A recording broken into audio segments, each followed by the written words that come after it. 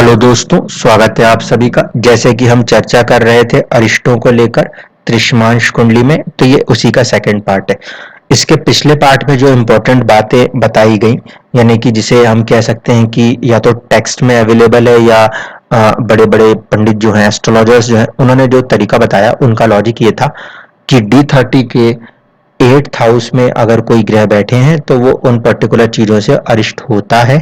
ठीक, इसके बाद D30 का लगन वो बताएगा किस तरीके से अरिष्ट हो सकता है, और तीसरे भाव में बैठे हुए ग्रह या 10वें भाव में बैठे हुए ग्रह जो है वो अरिष्ट को बताएंगे D30 चार्ट में। अब मैं आज जो तरीका लगाऊंगा वो पूरी तरीके से मेरा अपना लॉजिक है, और किस तरह से ये जो षड रिपु हैं, ये हमारी जो इच्छाएं हैं, ठीक है, वो किस तरह से काम करती हैं कुंडली के ऊपर, इसको हम यहाँ पे देखने के समझने की कोशिश करेंगे। तो ये पहली कुंडली जो है, ये कल भी मैंने एक चार्ट एग्जांपल लिया था, उसी का फॉर्मेशन है। इसको यानी कि अब जो D30 का चार्ट है उसको मैंने जन्म लगन के बराबर बना दिया है। तो यहाँ पे हम देखें, जो एसेंडेंट आ रहा है आपका D30 का, वो आ रहा है 11th हाउस में। 11th हाउस क्या होता है? सोर्स ऑफ अर्निंग्स है, गेन्स है, या फिर फ्रेंड्स है, बड़े भाई लोग हैं, ठीक, भाई बहन जो होते हैं। तो कहीं ना कहीं यहाँ पे अरिष्ट 11th हाउस से जुड़ रहा है। इसको इस तरीके से कह सकते हैं, या तो दोस्तों के कारण, या फिर कुछ ऐसा अरिष्ट है जो कि आपके सोर्स ऑफ अर्निंग्स के ऊपर इम्पैक्ट कर रहा होगा। ठीक, कारण जो बनेगा वो बनेगा वहां का स्वामी। स्वामी कौन सा हुआ? शुक्र। शुक्र क्या बताता है? विलासिता। विलासिता इज द मेन टर्म। ठीक है, lust can always be negative, ऐसा कोई जरूरी नहीं है। ठीक, इस चीज को समझिएगा। शुक्र बेसिकली विलासिता को दर्शाता है, तो कहीं ना कहीं एक विलासिता का ख्याल आपके लिए जो है एक अरिष्ट का कारण बनेगा। अब जितने भी हाउसेस हैं उनमें जो ग्रह मौजूद है उनको लेके चलते हैं। फर्स्ट हाउस जो है लगन कुंडली का, अगर उसको हम यहाँ पे देखें तो उसमें राहु केतु बैठ गए। राहु को मैंने बताया था कि वो कहीं ना कहीं ग्रीड को कनेक्ट करता है, और केतु जो है वो माया, इल्यूजन को कनेक्ट करता है। तो कई बार अपने खुद के पर्सनैलिटी को लेकर, या कहीं ना कहीं अपने हेल्थ को लेकर एक भ्रम की स्थिति पैदा करने की सिचुएशन यहाँ पे ये कुंडली बनाएगी। ठीक, दूसरा, 4th हाउस में दो ग्रह बैठे हैं, लेकिन ना गुरु किसी तरीके का षड रिपु देते हैं, ना सूर्य देते हैं, इसलिए वहां पे कोई प्रॉब्लम नहीं आएगी। आपका जो 6th हाउस है, जिसे शत्रु भाव भी कह सकते हैं और सर्विस का भाव भी कह सकते हैं, जो आपका D30 का एसेंडेंट जहां पे आ रहा है, उसी राशि का स्वामी होकर शुक्र यहाँ बैठे हैं, तो ये इस बात को इंगित करते हैं कि कहीं ना कहीं सर्विस के अंदर जो है आपको प्रॉब्लम आएगी। प्रॉब्लम क्या होगा? फिर से वही शुक्र है। शुक्र का मतलब कहीं ना कहीं लस्ट वाली बात हो गई, या फिर जो एक कंडीशन हम कह सकते हैं, शुक्र विलासिता, किसी तरीके की चीजों को लेकर आपको आपके प्रोफेशन के अंदर चुनौती देखने को मिल सकती है सर्विस के अंदर। ये एक षड्रिपु की तरह काम करेगी। इसके बाद 10th हाउस जो है, कर्म भाव जो है, वहां पे देखिए, वहां पे शनि बैठे हैं। शनि को हमने जब देखा था तो वहां पे लिखा था इनटॉक्सिक। इनटॉक्सिक में आगे मेंशन हो जाता है मदिरा, पान, सिगरेट, और ये जितने भी आपके ड्रिंक्स हैं। अगर उसको दूसरे वे में देखा जाए, पॉजिटिव वे में अगर आप देखोगे, तो ये बता रहा है कि ना इंसान किसी चीज में बिल्कुल अपने आप को तल्लीन कर लेता है, उसी में उसको मजा आने लगता है। ये इस तरीके से चीजों को शो कर रहा है। तो अगर इसका पॉजिटिव साइड देखा जाए, तो पॉजिटिव साइड ये है कि इंसान बहुत ही स्ट्रांगली सोसाइटी के लिए 10th हाउस कहीं ना कहीं कर्म करना चाहेगा। इसकी बहुत ही प्रबल इच्छा इस चार्ट के हिसाब से बनेगी।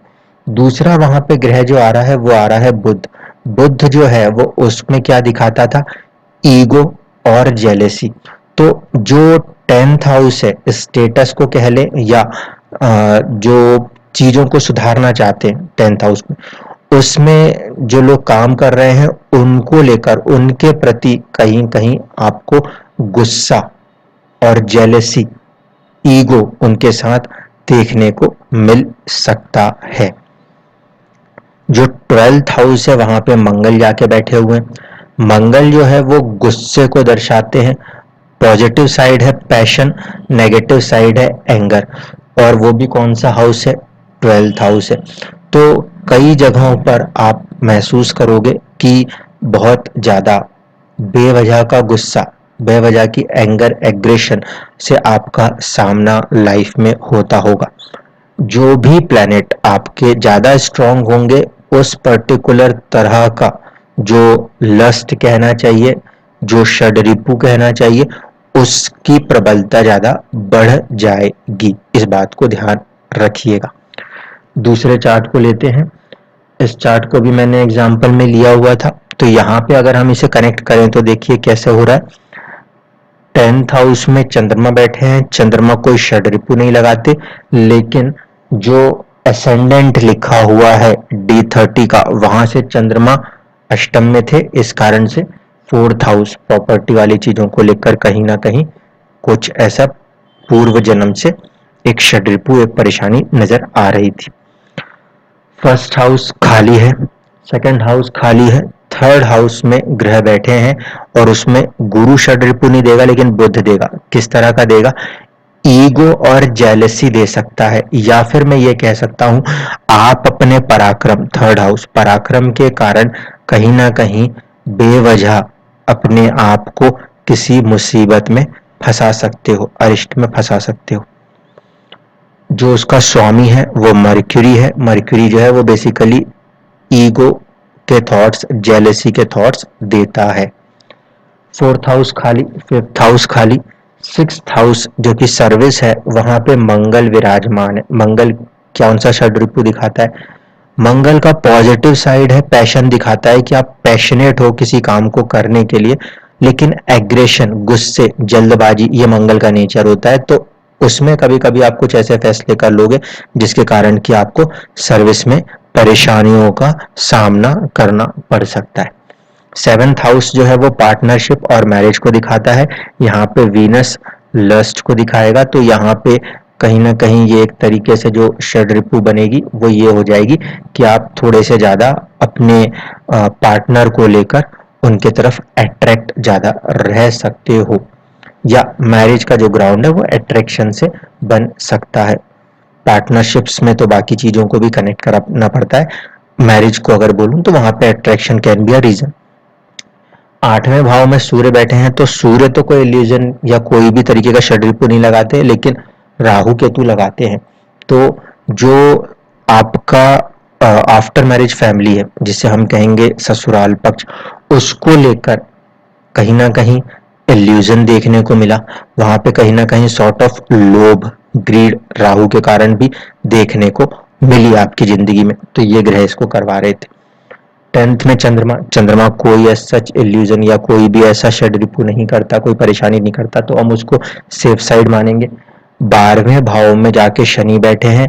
शनि जो है उनके साथ हमने चीजों को जोड़ा है कि किसी भी, जैसे ड्रिंकिंग हैबिट में इंसान किस तरह से बिल्कुल अपने आप को इन्वॉल्व कर लेता है ना, उसी तरीके से शनि अगर बैठे हुए हैं तो शनि विदेश के मामलों को लेकर या मानसिक कष्ट, 12th हाउस के मामलों को लेकर बहुत ज्यादा स्ट्रांगली लिप्त हो गए हैं।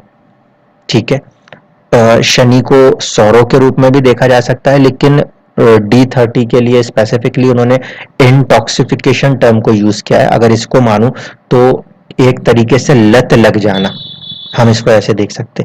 तो D30 के चार्ट में जहां पे भी शनि बैठेगा हम मानेंगे उस पर्टिकुलर चीज को लेकर इंसान को कोई लत लग गई। तो यहाँ पे जो है ये 12th फॉर्मेशन, ये विदेश को लेकर भी इंसान कई बार सोच सकता है कि विदेश विदेश विदेश, वो ज्यादा चीजें उनको अट्रैक्ट फॉरेन को लेकर कर सकती हैं। अब अगले चार्ट के ऊपर देखते हैं। ये पहले जन्म कुंडली है, ठीक है, जो कि हेल्प हमें चाहिए थी, मतलब ओरिजिनल लगन कुंडली जो थी, उस लगन कुंडली का ये D30 वाला चार्ट है। ओके, अब इस कुंडली को मैं क्यों ले रहा हूं, अब समझिए। इस ओरिजिनल D30 चार्ट में 8th हाउस खाली, 10th हाउस खाली, लगन में एक ग्रह बैठा है गुरु। गुरु जो है वो कोई षड्रिपु नहीं दे सकता। फिर आपका जो 3rd हाउस है वो भी खाली। तो क्या ऐसे में इस इंसान के जिंदगी में ये जो षड्रिपु हैं, या ये कह लें ये फैक्टर्स हैं जो कि किसी चीज की तरफ लोगों को आकर्षित करते हैं, जो हमारी इंद्रियां आकर्षित करती हैं, तो वो क्या इनके ऊपर नहीं काम करेगा? बिल्कुल करेगा। इसीलिए मैं अपने वाले लॉजिक को आगे पुट कर रहा था कि आपकी कुंडली में आपको D30 का चार्ट मिला है, वो ग्रह किसी ना किसी तरीके से कहीं ना कहीं इंद्रियों के प्रभाव को दर्शाते हैं। तो हमें उन प्रभावों को हर कुंडली के ऊपर देखना है, चाहे उस कुंडली के अष्टम, दशम, लगन, तृतीय में कोई ग्रह बैठा हो या ना बैठा हो। अगर बैठा है अष्टम में, तृतीय में, लगन में या दशम में, तो वो थोड़ा सा ज्यादा प्रोमिनेंट हो जाया करता है, बस इतना सा अंतर। यहाँ पे नहीं बैठा इसलिए यहाँ पे प्रोमिनेंट नहीं होगा, लेकिन प्रभाव तो फिर भी होगा। अब देखिए कैसे होगा। हमने उसी कुंडली को उठाया है और लगन कुंडली के समकक्ष बना दिया है। अब हम देखते हैं कि यहाँ पे जो लगना है D30 का वो 11th हाउस में आया है, यानी कि सोर्स ऑफ अर्निंग को लेकर कहीं ना कहीं चुनौतियां हो सकती हैं, या फिर दोस्तों को लेकर चुनौतियां हो सकती हैं। वो कारण बन सकते हैं जिंदगी में कुछ परेशानियों का। ठीक है। दूसरी चीज कि स्वामी जो है वो है शुक्र। शुक्र किस बात को दर्शाता है? शुक्र दर्शाता है फिर से लस्ट को। ठीक, तो शुक्र इस कुंडली में 2nd हाउस में जाके बैठा हुआ है, तो किस चीज को लेकर दर्शाएगा? सेविंग्स को लेके दर्शाएगा। यानी कि यहाँ पे सबसे ज्यादा जो एक फॉर्मेशन होगा कि ज्यादा से ज्यादा पैसे हमारे पास भी हों। साथ ही में वहां पे बुध बैठे हुए हैं। बुध जो है वो उसी मैटर को लेकर, यानी कि सेविंग्स को लेकर कह सकते हैं, या 2nd हाउस कुटुंब है उसको लेकर कहीं ना कहीं ईगो या जेलसी की भावनाओं को दर्शा सकता है। 3rd हाउस में सूर्य बैठे हैं। सूर्य से किसी भी तरह की कोई नेगेटिव इंपैक्ट नहीं होती। 4th हाउस में शनि और मंगल बैठे हैं। फिर से वही कंडीशन। शनि को मैंने किसके साथ जोड़ा? शनि को मैंने जोड़ा है कि ऐसी चीजें जिसमें कि इंसान अपने आप को बिल्कुल समा दे। ठीक है। तो 4th हाउस जो है उसके अंदर क्योंकि शनि विद्यमान हुए हैं, इसीलिए अपनी फैमिली 4th हाउस जो होता है, आफ्टर मैरिज जो फैमिली, उसको लेकर इंसान उसमें बहुत ही ज्यादा इन्वॉल्व हो जाएगा, उसको नहीं छोड़ पाएगा। ये कारण था कि पार्टनर की हेल्थ काफी डिस्टर्ब होने के बाद भी इंसान जो है उसने अपने पार्टनर को नहीं छोड़ा, वरना आज के दुनिया में इस तरह के फॉर्मेशंस इतने आसान नहीं होते। लेकिन जब सामने चीजें पता है कि चीजें ठीक हो पाने में बहुत ज्यादा चुनौतियां आएंगी, उसके बाद भी उनसे अगर कनेक्ट कर पा रहे हैं, साथ जुड़ के रह पा रहे हैं। अब मैं सीधे से बोलूं कि अगर मैरिज को लॉन्गेविटी कोई दे पा रहा है, तो मेरे हिसाब से यहाँ पे शनि दे पा रहा है, क्योंकि वो एक तरीके से लत लगवा रहा है उस फैमिली के साथ कनेक्ट होने की। तो यहाँ पे ये जो षड्रिपु है ये नेगेटिव नहीं, इस मामले में पॉजिटिव काम कर रहा है कि चैलेंजिंग परिस्थितियों में भी इंसान अपने घर को छोड़ के नहीं जा रहा। तो यहाँ पे ये षड्रिपु खराब नहीं, पॉजिटिव वे में देखा जा सकता है। मंगल जो है साथ में बैठे हैं। मंगल एंगर, एग्रेशन दिखा रहा है, तो वो कहीं ना कहीं फैमिली मैटर्स को लेके मन में बार बार गुस्सा जो है इसकी प्रवृत्ति दिखाएगा। आपका जो 5th हाउस है वहां पे राहु और केतु बैठे हुए हैं, तो एक तरफ ग्रीड महसूस होगी और एक तरफ इल्यूजन नजर आता है। तो इसको किस तरीके से समझें? अगर इसको बुद्धि के पॉइंट से देखें तो इंसान किसी भी काम को बहुत ही ज्यादा बढ़ा चढ़ा के सोचने की क्षमता रखेगा, क्योंकि वो बुद्धि का भाव है। अगर इसको संतान पक्ष के रूप में देखें तो कोई एक संतान जो है वो कहीं ना कहीं नामी, क्योंकि केतु इल्यूजन, झंडा गाड़ने वाला काम कर रही, लेकिन एक तरफ राहु है, तो किसी एक तरह से संतान के साथ भी थोड़ी सी चुनौतियां महसूस होती हुई नजर आ सकती है। D30 के चार्ट में राहु केतु हमेशा साथ में रहते हैं, इस कारण से एक तरफ जब लोभ होता है तो दूसरी तरफ माया होती है। ये हमेशा काम करते हैं। तो इस तरीके से आप जिंदगियों के अंदर अपने इंडिविजुअल चार्ट्स के ऊपर ग्रहों की क्या सिचुएशन है उसको देख सकते हो। इसका दूसरा इस्तेमाल ये इस चीज पे होता है कि कौन सा तत्व, देखिए मैंने पिछले वीडियो में इसी पे बात करी थी, कौन सा तत्व जो है वो प्रधान हो रहा है और वो तत्व फिर आपको बीमारी की तरफ लेके जा सकता है। यहाँ पे जैसे देखेंगे तो जल तत्व प्रधान हो जाएगा क्योंकि शुक्र का लगन बन रहा है D30 में, ठीक है। तो अगर बीमारियों से कोई कनेक्शन बनेगा तो उसमें जल जो है, वाटर जो है वो एक कारण बनेगा। दूसरी चीज जो चुनौती जिंदगी में आपको देखने को मिल रही है उसका एक कारण ये है कि आपका ओरिजिनल लगना जो है वो अग्नि तत्व है, जबकि आपका जो D30 का चार्ट है वो जल, शुक्र के कारण जल तत्व, बेसिकली तो यह फायर एलिमेंट की राशि नहीं होके एयर एलिमेंट की राशि है।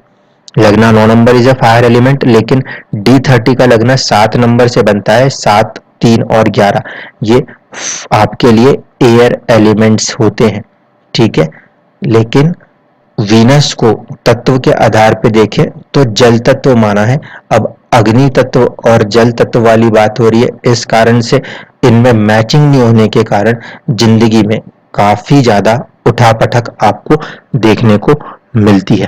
तो D30 का जो लगन है स्पेसिफिकली वो आपके जन्म लगन के साथ कैसा रिलेशन क्रिएट कर रहा है ये देखना भी जरूरी होता है। और जिस भाव में D30 का ये लगना आता है, मोस्टली जो चुनौतियां, जो परेशानियां हैं उस पर्टिकुलर हाउस से जुड़ने के बाद कहीं ना कहीं स्टार्ट होती हुई नजर आती है।